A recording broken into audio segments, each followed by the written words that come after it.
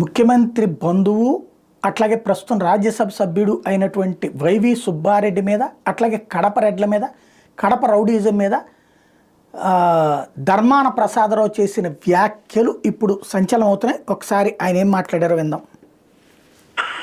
కడప నుంచి ఎవడో వచ్చి చెప్పాడు, నేను సుబ్బారెడ్డిను ఈ భూమి దొబ్బేస్తాము మాకు వచ్చేస్తాను, నీవు ఎవరిని ఇక్కడ రమ్మన్నాడు, శ్రీకాకుళం పెట్టి నీ అబ్బగారు బొమ్మ అనుకున్నావు, యుద్ధమెత్తాం బొమ్మ అని చెప్పాను.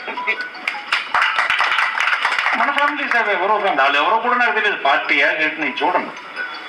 అంటే ఏమనుకుంటున్నాడు, అక్కడి నుంచి వచ్చేస్తే మనం ఇక్కడ చేయొచ్చు, మన అజమాయిష్ చెలాయించవచ్చు అనుకుంటా. అది నేను అవమానంగా భావిస్తాను. ఇవన్నీ ఏమి మీకు ఎలక్షన్లు అక్కర్లేదని అంటే పక్క కాన్సెన్స్ ఇప్పుడు సీఎం చెప్పాడు చూడండి, కొందరికి ఎందుకు ఇచ్చేస్తారు అక్కడి నుంచి. అసలు ఈ పట్టణానికి వచ్చిన వాళ్ళు ఎక్కడి నుంచి వస్తుండ్రు?